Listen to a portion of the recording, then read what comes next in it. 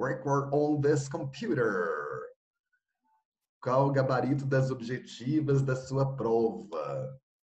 Ai, não sei de cor, não. Deixa eu olhar aqui. Mas eu corrigi a prova com vocês, não corrigi? Eu corrigi a prova com vocês, ô Vinícius.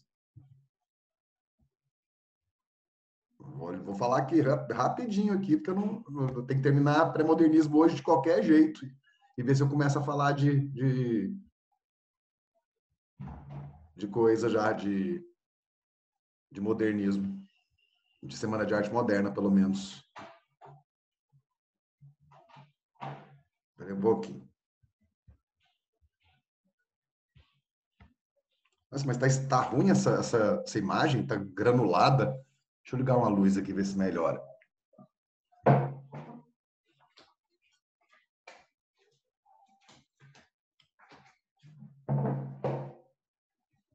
Melhorou um pouquinho, né? Mais ou menos.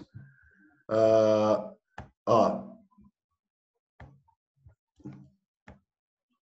Que é o seguinte, né? Passando rapidamente, que eu já corrigi a prova com vocês. Era essa aqui que era a prova de vocês, né? Que começava com um beijo. Era, né? Beleza. Por que você está perguntando se era essa a prova? Porque eu fiz mais de uma, né? Sem fazer mais de uma, você já faz graça? Quer dizer, fazendo mais de uma, vocês faz graça? Imagina se fazendo só uma.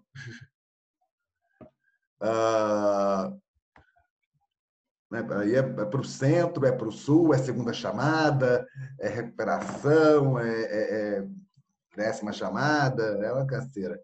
Vai lá. Bom, essa aqui, a obra, né, O Beijo, ela é a letra provoca confusão no olhar, não. Apresenta uma configuração abstrata, não. Evoca ideias de sonho, de uma realidade pouco material, que vão ao encontro da busca por sugestão e não descrição, mas já por simbolistas. Letra C. Se tiver alguma dúvida do porquê que não são as outras, pergunta aí. Aproveita que a gente está fazendo isso já. Letra D. Demonstra o aprimoramento técnico de movimento em detrimento do conteúdo da obra da arte. Resgata a ideia de morrer de amor típica dos românticos. Né? Quem está falando que tem gente morta aqui? Eles estão ali se beijando, né? Chama o beijo, não é a morte. E nem o beijo da morte. Eu vi que teve gente que colocou essa aqui, ó, apresenta uma configuração abstrata em que não é possível perceber traços realistas na composição dos traços. Gente, uma composição abstrata, a gente não entende absolutamente nada da figura. Aqui você vê que é um casal, você vê, né, ainda mais quando você olha para o título, você vê que, né, o homem está beijando a mulher. Então, eu não posso dizer que isso aqui é abstrato. Abstrato, a gente vai ver já já nas vanguardas. Aí sim você vai ver que é abstrato. Certo? E, além de tudo, eu falei o seguinte, né? A obra acima, um dos favoritos do Esquilo, vai lá, foi pintada já no século XX, quando os movimentos de vanguarda já começavam a ressignificar a arte, mudando conceitos e técnicas. Ainda assim, muitos identificam a obra como movimento simbolista, especialmente porque ela, aqui é só você saber as características do simbolismo, né? A questão da ideia de sonho e de uma realidade pouco material, que vão ao encontro da busca por sugestão e não descrição, que são almejadas, né, pelos simbolistas. Letra C. Aí depois tem as pombas, e a pergunta é: o texto acima, um dos mais celebrados do parnasianismo brasileiro, representa de forma fidedigna as adaptações que os poetas nacionais fizeram à estética e ao conteúdo da produção desse movimento artístico, uma vez que o poema. Então, o meu enunciado falou das adaptações. O parnasianismo puro é o quê? Forma em detrimento do conteúdo. Arte pela arte. Impessoalidade, objetividade, eruditismo. Mas os brasileiros deram um pouquinho de quê? De mais de lirismo e emoção. Não é assim? Então, vamos lá. Então, uma vez que o poema, letra A, procura não seguir rigidamente a estética parnasiana, a estética não. Principalmente no que diz respeito à métrica e à rima, mas aqui eu tenho exatamente um soneto, 2 quartetos, 2 tercetos, eu tenho eu tenho as rimas ABBA, certo? Então, quer dizer, não é essa. Basta você olhar para o poema que você vê que não é essa. Desvirtua os preceitos parnasianos de arte pela arte. Se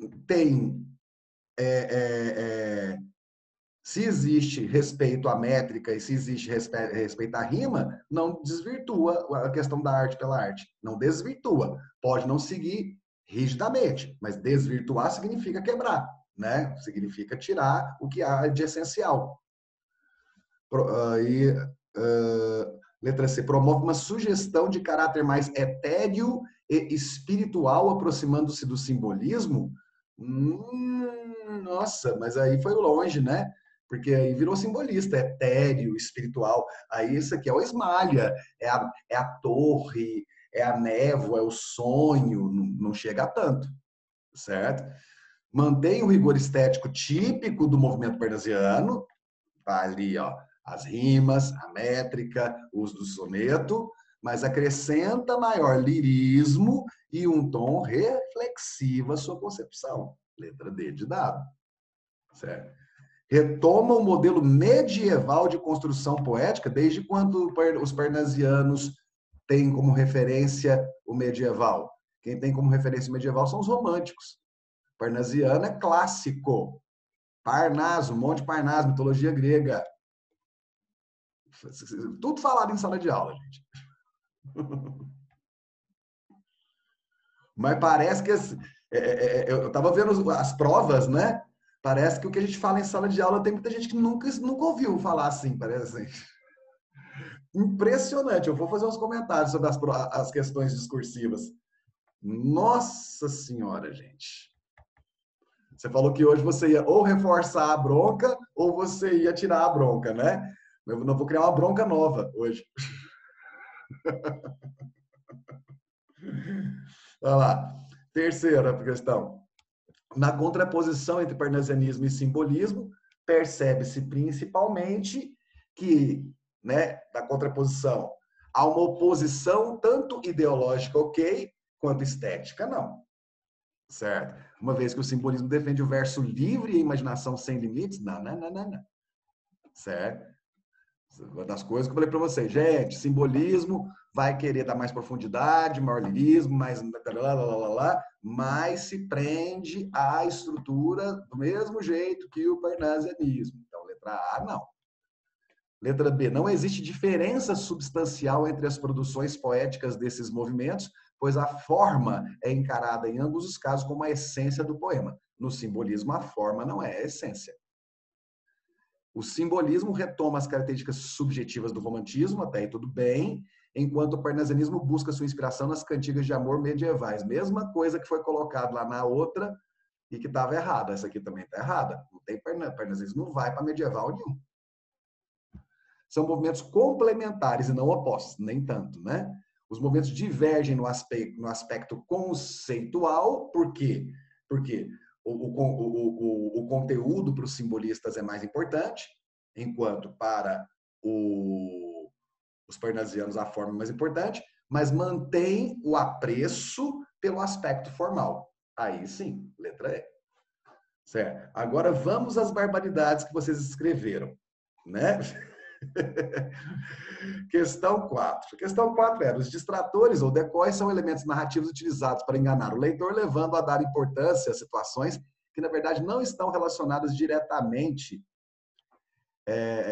com a solução do mistério proposto na trama. Explique como esse elemento de distração ocorre em um homem de giz. Eu quero saber como que isso ocorre em um homem de giz. Eu quero saber que situações funcionam como decóis, né, no homem de giz.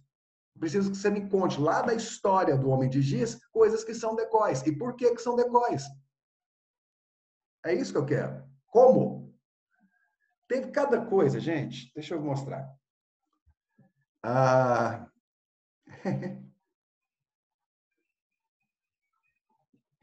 Antes de mais nada, deixa eu ver. Não foi igual lá no centro, tá? Em termos de cópia descarada, com 50 respostas sendo iguais e sendo ainda uma resposta ruim, que nem escrever decóis o povo escreveu direito, né? Escreveu decofes, certo? Não foi igual lá.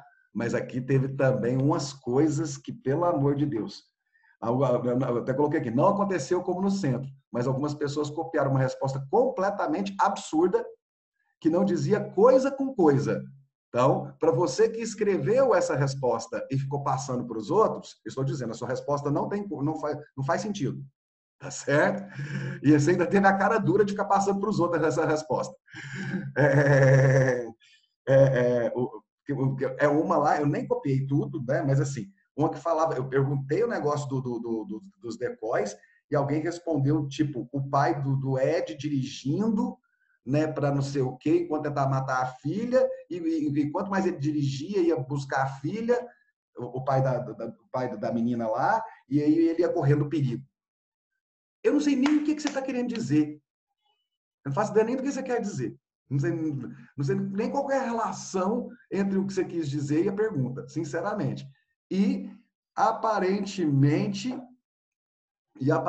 muita gente, né, estava tão consciente do que o livro diz que foi atrás dessa resposta aqui. Teve uma outra sensacional. É...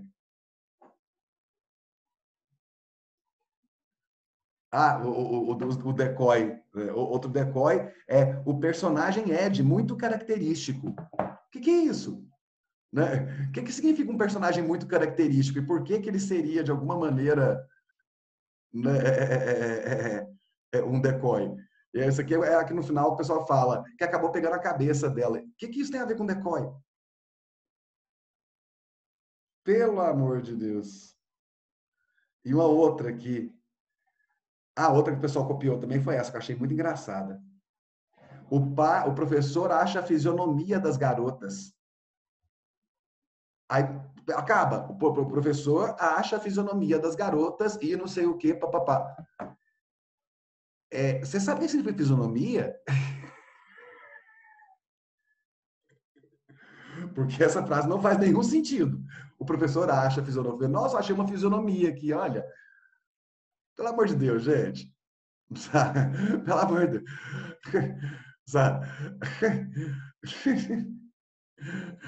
Isso é ridículo.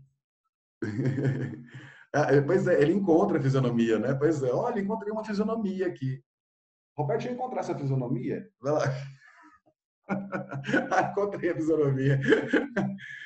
Ah, não, gente, pelo amor de Deus. Você fica parecendo um doido correndo atrás de coisa para fazer vocês lerem o negócio e fazer coisa divertida e não sei o que, dinâmica e tá, e pá, e pé. Vocês escolhem o livro para você me responder umas coisas dessa. Toma vergonha nessa cara. Pelo amor de Deus, vai. Tenha paciência. Ah, aí, daí depois a última, né? Bom, qual que era a resposta dos distratores? Aqui tinha vários distratores. Teve gente, inclusive eu comentei lá, eu falei, ó, você não tem 12, 15, 17 linhas na prova para você escrever, não. Resuma. Tá certo?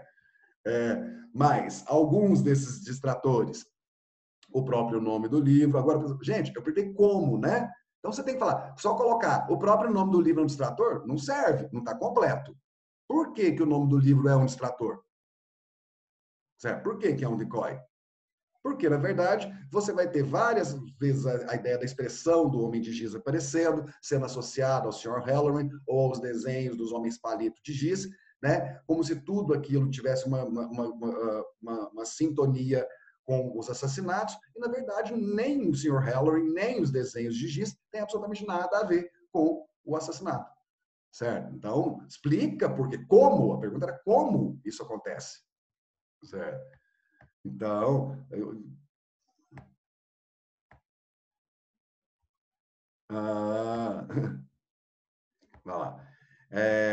Questão 5. Aí, né, o acertar acima, extrai das páginas do que antecede o clímax do livro, antecipa a revelação sobre algo importante no assassinato de Elisa.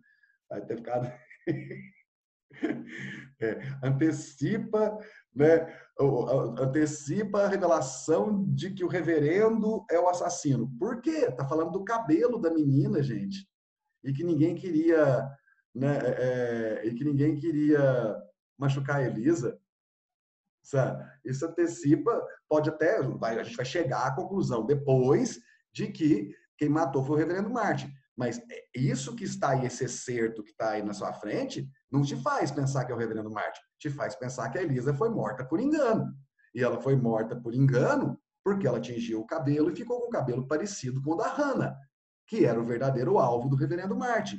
Porque ela tinha engravidado do reverendo Martin e o reverendo Martin queria que ela abortasse. E ela não abortou. Tá certo?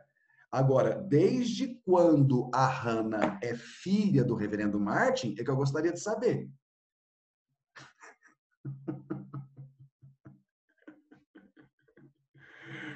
Vocês tomam vergonha?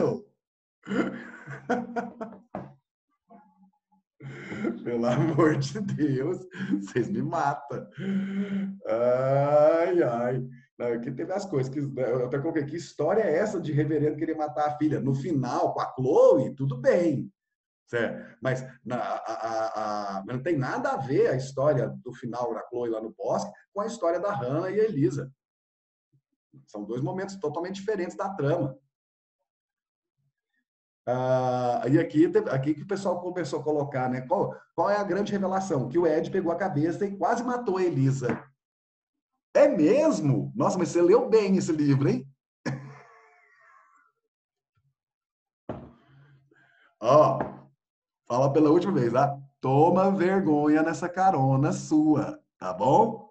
Vai estudar, vai fazer as leituras. Ora, bolas. Pelo amor de Deus.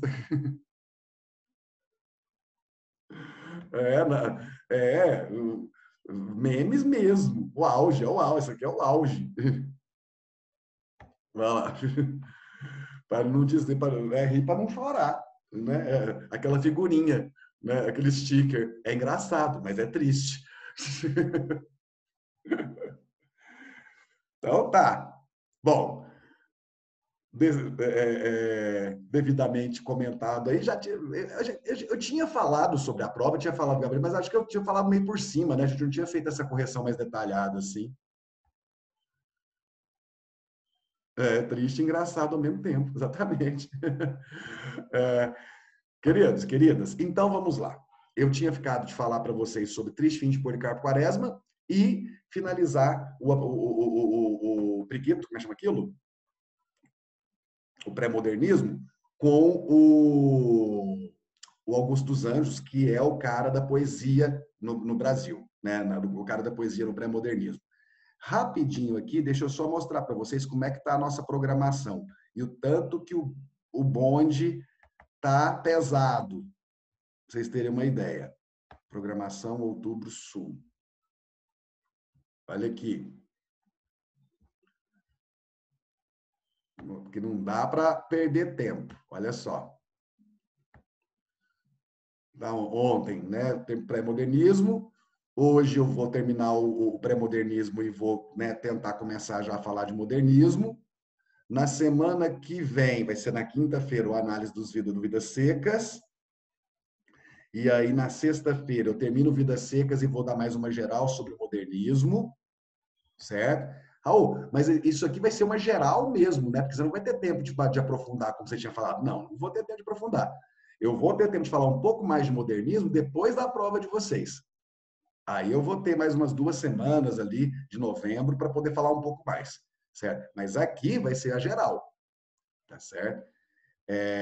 Aí na quinta-feira, Vidas Secas, na sexta, finalizo Vidas Secas e a visão geral sobre o modernismo, finalizar, porque aí depois, na outra semana, a gente tem a Semana do Saco Cheio, e aí, lá no dia 22, eu começo Vanguardas. Aí vai Vanguardas na quinta, vai Vanguardas na sexta e vai Vanguardas na outra quinta, dia 29.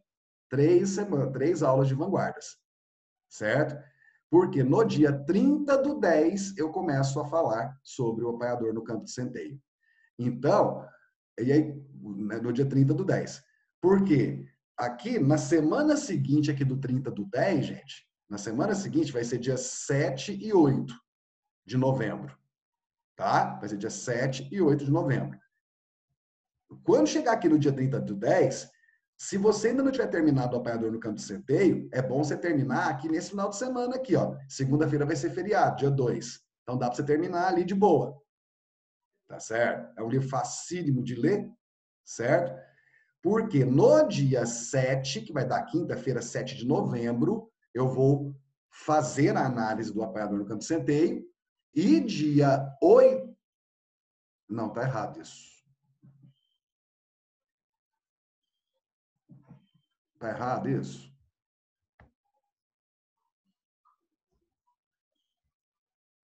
Calminha, só um segundinho.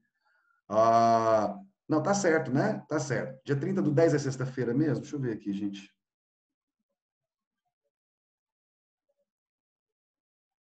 É sexta-feira mesmo. Então, vai ser no novembro 5 e 6, na verdade, né? Novembro 5 e 6. Novembro 5, quinta-feira, e 6, sexta-feira. Aí vai ser o quê? Na quinta-feira, novembro 5, eu vou fazer a análise do apanhador centeio, que eu já vou ter começado aqui no dia 30, e no dia 6 de novembro, na sexta-feira seguinte, aqui, a última de outubro, dia 6 de novembro, é a nossa prova, tá? A nossa última prova. Aí já vai cair o apanhador no campo de centeio também, tá certo? Então, o que nós temos? Para a semana que vem, o Vidas Secas, do dia 8/10. E lá para o final do mês, nós temos o apanhador no campo de centeio, que dia 30 eu começo a falar sobre ele. Se você ainda não tiver terminado de ler ele aqui, aproveita esse final de semana prolongado, que vai ter segunda-feira de feriado, certo? Para terminar ele. Porque dia 6 vai ser a prova. Tá? Alguma dúvida? Perguntaram aí se o simulado de nota de ponto extra vai ser só sobre modernismo. Falaram para vocês alguma coisa sobre o simulado de ponto extra? Qual vai ser a data dele? Porque ele está marcado para o dia 9. Só que o dia 9 está marcado para entregar a nota para vocês. Né? Não falaram nada ainda. Pois é. Então vai depender do dia que for esse simulado. Vão mudar a data. Falaram que vão mudar a data, né? Então tá, vamos aguardar que dia que vai ser isso. Porque ou eles vão mudar a data do simulado, ou eles vão mudar a data de entrega da nota. É uma coisa ou outra. Porque não tem como você fazer um simulado no dia 9 e entregar as notas para os alunos no dia 9, né? Então, agora, se não avisar agora, também fica difícil vocês fazerem antes do dia 9. Então, vamos ver como é que vai ser. Então, aí vai depender do dia que for, tá certo? Porque até agora, com certeza, vai cair nesse simulado o pré-modernismo, certo? E aí vamos ver se vai cair vanguardas, alguma coisa, vou ver. Desculpa, o Vidas Secas, certo? Mais fácil eles mudarem o simulado. A gente pode muito bem fazer uma prova tipo numa quarta-feira. Mas é porque assim, eu estou falando que se eles não avisarem logo, fica difícil para vocês, né? Poderia até se organizar para estudar e tal. Estou falando assim, se for para ser antes do sábado que vem, eles devem avisar, tipo hoje ou coisa parecida, porque para os professores também não avisaram, não. Beleza? Então, vamos aguardar. Mas assim, de cara, eu já falo assim, se for semana que vem, final da semana que vem, a matéria são os capítulos, os capítulos 7 e 8, não, a unidade 8, né? Os capítulos 15 e 16, né? Que falam de pré-modernismo, certo? Pré-modernismo, e o Vidas Secas. Se for antes do final de semana que vem, aí vai ser só pré-modernismo. Talvez eu coloque alguma coisa do modernismo, mas provavelmente não. Pré-modernismo tem muita coisa para colocar. Aí vai ser o quê, Raul? 5 questões. 5 questões valendo 2 pontos cada. Tá? Então tá. Queridos, Nossa, vamos que assim... Policarpo Quaresma. Se aqueles outros livros todos que a gente comentou, né? O Canaã vai mostrar a realidade do imigrante. O Urupês vai mostrar a realidade do caipira. Os Sertões vai mostrar a realidade do sertanejo nordestino. Quando chega em Triste Fim de Policarpo Quaresma, de Lima Barreto, um autor extremamente interessante, que não teve à época o reconhecimento que ele merecia, sabe? Porque tem muitas teorias, né? Existe uma questão de racismo que é muito colocada em relação a isso, né? Realmente você teve muitos autores negros que demonstraram extremo talento na virada do século XIX para o século XX, e mesmo assim não foram reconhecidos em vida, né? Cruz e Souza, né, no simbolismo, no próprio Lima Barreto e tudo mais. Lima Barreto, ainda por cima, ainda tinha os problemas, né, psiquiátricos e com álcool e tudo mais. Então ele era um cara meio que brilhante, mas ao mesmo tempo uma persona não grata na sociedade, né, carioca, sabe aquela coisa? E ele entendia isso, até porque ele tinha uma visão, ele era jornalista também, e muita gente da elite intelectual meio que achava que jornalista não tinha como ser escritor de verdade. Então havia até um preconceito, porque livros como Clara dos Anjos e o próprio Triste Fim de Policarpo Quaresma vão ter uma linguagem um pouco mais acessível do que a linguagem da época. Então tem gente que fala, esse cara não está escrevendo literatura, esse cara está escrevendo reportagem achando que é literatura, certo? Então você vai ter essa configuração de preconceito em relação ao Lima Barreto e à própria obra do Lima Barreto. Tem uma historiadora, antropóloga brasileira, uma das mulheres mais respeitáveis do Brasil, né, que infelizmente esses tempos atrás sofreu uma tentativa de cancelamento por gente que não entende nada, né? Porque ela criticou o Black Skin da Beyoncé. Só que quem está criticando, né? Beleza, eu posso não gostar do Black Skin, eu posso gostar do Black Skin da Beyoncé. A questão é, quem falou algo aqui não foi uma pessoa que não tem conhecimento, que não tem estudo sobre a história da negritude e tudo mais. É a Lilia Moritz Schwartz. Então, por favor, você pode discordar dela, mas respeite a mulher, que ela sabe 10 mil vezes mais que você. Tá certo? E, obviamente, que o Twitter fez o quê? Cancelou a mulher, né? Nossa, o que essa branca está falando? Tá, tudo bem, ela é branca. Só que cor de pele, gente, assim como não a cor preta não é doença, a cor branca também não é não, tá? Então, esses discursos radicais, tanto de um lado quanto de outro, só acabam com as discussões inteligentes. Só para deixar isso claro. Então, a Lilia Moritz, ela escreveu, né, um dos livros mais interessantes que eu já li em termos sobre a vida de determinados autores, né, sobre a vida de autores. Ela fez um livro, uma biografia do Lima Barreto, que se chama Triste Visionário. Triste Visionário. Triste Visionário na verdade, uma forma de mostrar como que o Lima Barreto tinha aquela visão do Brasil de uma forma futurista, parece que ele estava vendo o que o Brasil ia virar a partir das análises críticas que ele fazia do Brasil da Velha República, certo? E talvez por isso livros como Policarpo Quaresma sejam tão atuais e ao mesmo tempo triste. Por quê? Porque ele foi discriminado, porque ele sofreu muito com problemas psiquiátricos, porque ele sofreu muito com alcoolismo, com todo tipo de problema que você puder imaginar. Então era o triste visionário. E o uso da palavra visionário aqui é interessante, porque visionário é a forma como o Floriano Peixoto, no livro Policarpo Quaresma, como o Floriano Peixoto, que era o presidente do Brasil, né, vai chamar o Policarpo Quaresma. Ué, Raul, o Policarpo Quaresma existiu de verdade? Não. É porque no livro Triste Fim de Policarpo Quaresma mistura-se um pouco de realidade com ficção. O Policarpo Quaresma é um personagem fictício, apaixonado pelo Brasil, um idealista, né, que tem aquele patriotismo ufanista, que acredita que o Brasil é o melhor país do mundo e que tudo aqui é mais belo, que tudo é melhor, certo? Só que além dele ser um patriota ufanista, ele é também um nacionalista.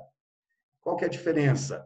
O patriota é esse que fica esfregando a bandeira na cara da gente, falando que gosta, que acha o Brasil a coisa mais sensacional, que temos que ficar, né, defender o Brasil contra não sei o quê, contra não sei o quê, mas fica, na verdade, gastando o dinheiro todinho que tem de classe média empobrecida na Disney ou nos Estados Unidos, porque é o melhor país do mundo. Esse é o patriota, certo? O nacionalista, e isso o Policarpo é também, né? O nacionalista, ele é aquele que defende os interesses do país. Então, o Policarpo é, ao mesmo tempo, patriota e nacionalista. E na história se passa em 1893 e 1894. Nós estamos na época do governo do Floriano Peixoto, certo? Então, o Floriano Peixoto aparece como personagem, né? O Policarpo Quaresma, ele é um entusiasta da República, né? Só que ele percebe que tem coisas que precisam ser feitas e ele acha que o homem que vai fazer essas mudanças é exatamente o Floriano Peixoto, certo? Então, ele manda cartas para o Floriano Peixoto e como ele tem um cargo, ninguém entende direito como é que... Mas como o Policarpo vem de uma família que tem condições, ele acabou conseguindo uma posição no serviço público, uma posição boa, uma posição de privilégio. Só que é meio que tipo assim, ele consegue isso por conta da família dele e da posição social que a família ocupa, porque as pessoas meio que acham ele ridículo com essa história de ultrapatriotismo, de ultranacionalismo, certo? E o Lima Barreto, gente, nesse livro, ele vai mostrar o ninho de cobra que era essa República Velha, certo? Tipo assim, a gente falou, acabou a monarquia, agora nós teremos democracia, agora nós temos mais oportunidade para todos. Nada disso, né? O Lima Barreto desconstrói completamente essa ideia, mostrando que virou um ninho de cobra, é lobo comendo lobo.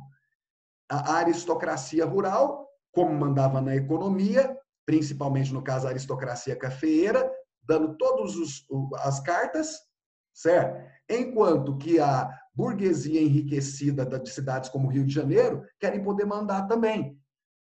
E, enquanto isso, os militares que estão no poder, né, sendo criticados pela burguesia, sendo criticados pela aristocracia e tentando se segurar no poder para não perderem os privilégios de estar no poder. Ou seja, todo mundo quer poder. Mas o que fica muito claro no livro é que ninguém está realmente pensando nos interesses do país. Tá certo?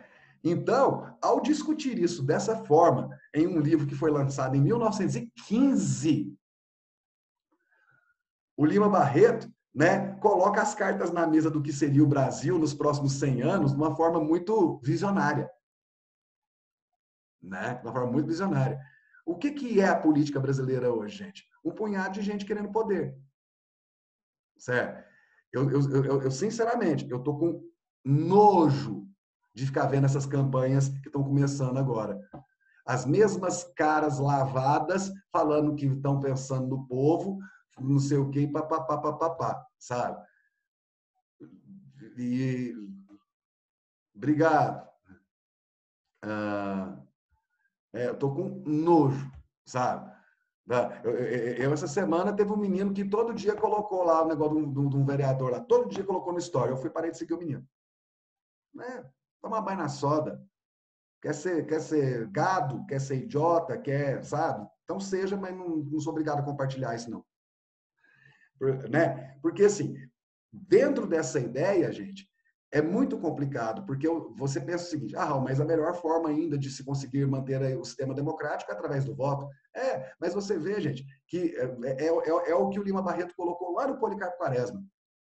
Né? Você vê 99,9% desse pessoal que está aí quer poder. Ninguém está nem aí para o interesse do Estado, do município, do país, certo? Quer poder, certo? E aí a gente precisa passar muitas décadas, precisa passar por uma reforma política e a gente não faz essa reforma política.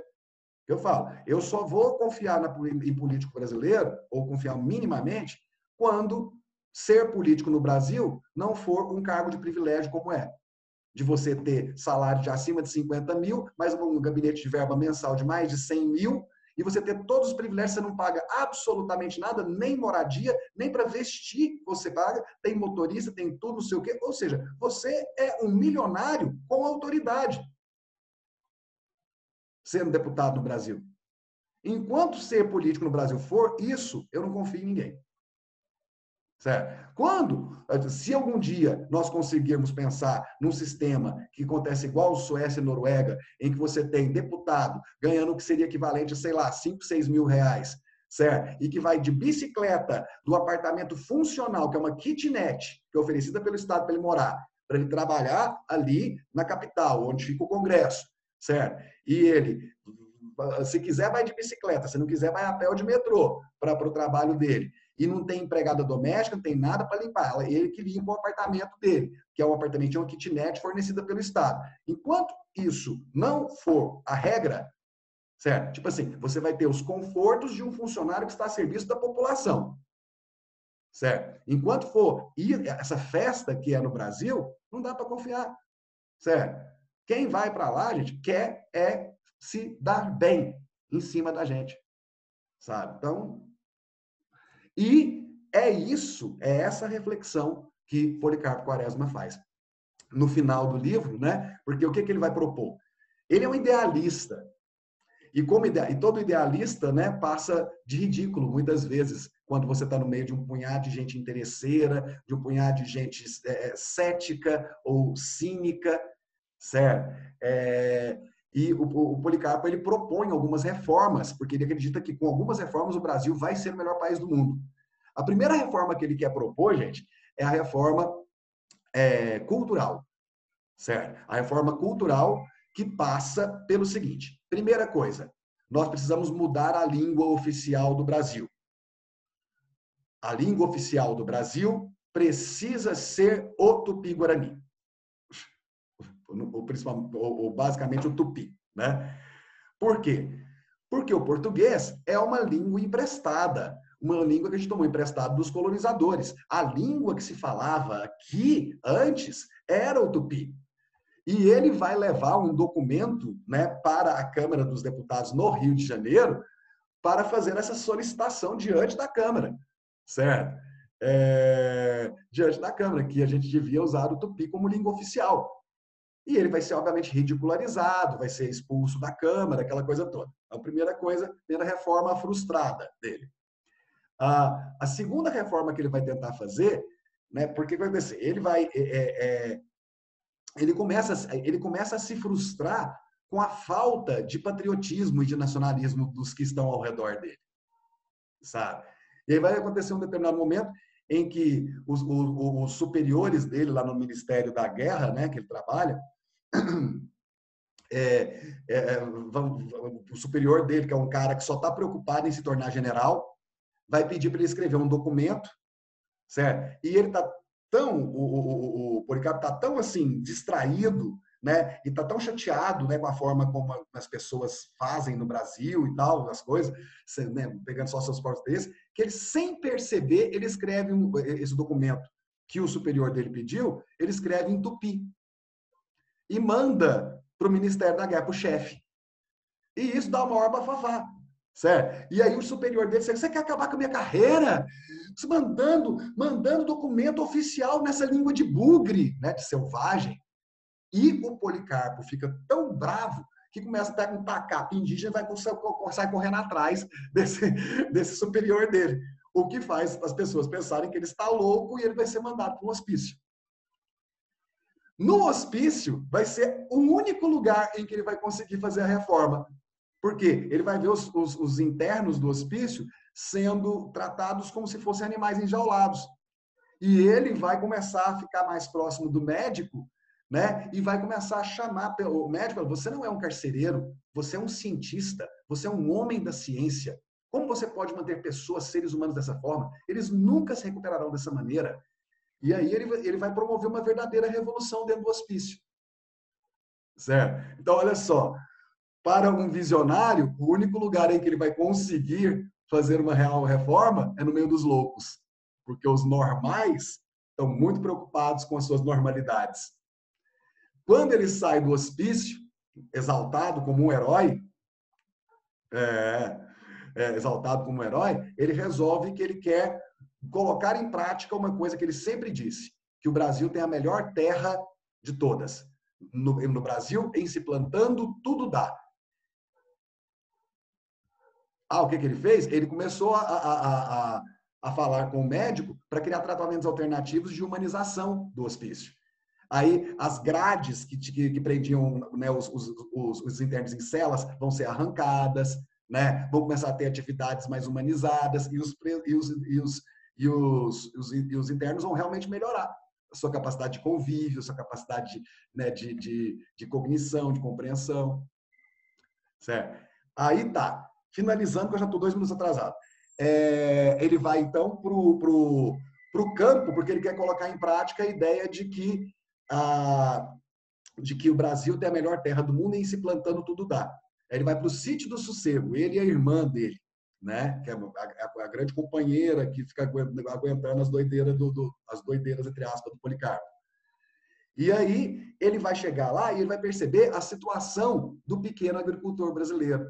Todo mundo sem terra, com fome, e ele vai então ceder parte do sítio dele para os agricultores que estão precisando de terra plantar. O que acontece? Os outros agricultores, dos donos de terra, começam a chamar ele de comunista, porque ele está fazendo reforma agrária. E se agora, né? E se agora tudo acontece, todo mundo, todo agricultor achar que pode invadir minha terra para não sei o quê, não sei o quê. Olha as críticas que o Lima da Rede está fazendo lá em 1915. Certo? Então, todos os donos de terra da região vão o quê? Né? Poxa, mas como é que você faz isso? Agora vão achar que pode invadir minha terra para poder... Sabe? Então, ele vê...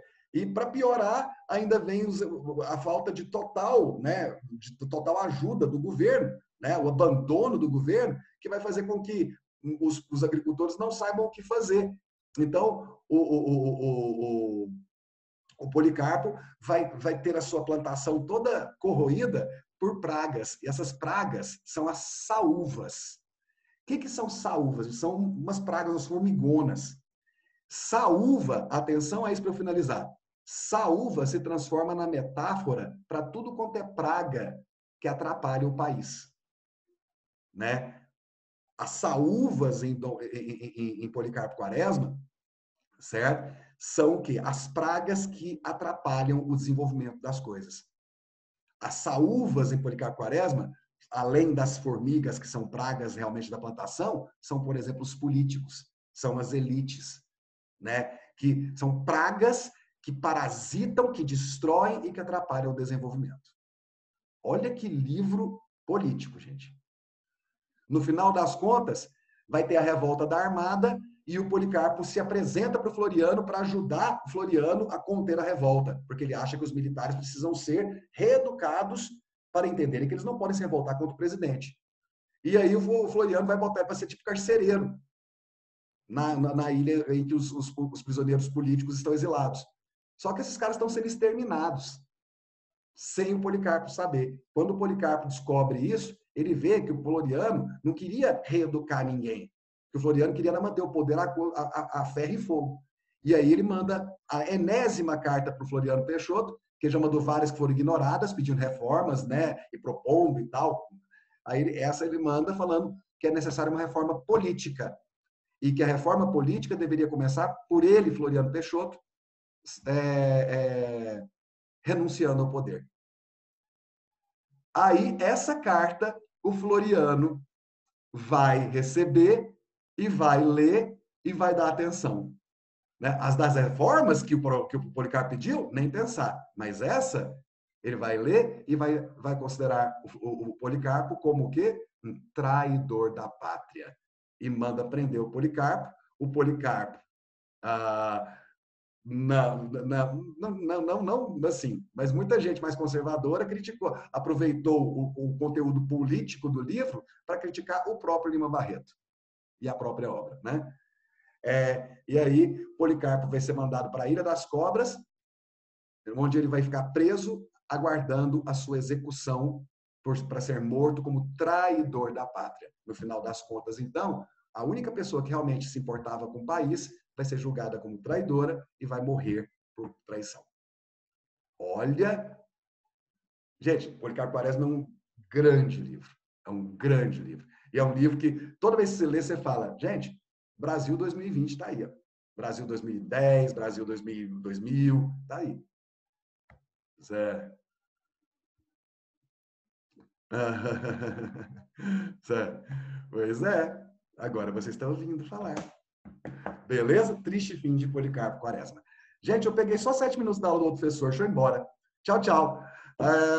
Quinta-feira, então, Vidas Secas, tá bom? Vou só mostrar um poema do Augusto dos Anjos no início da quinta-feira e depois Vidas Secas. Tchau, tchau, tchau, tchau, tchau. Tchau. Bom final de semana.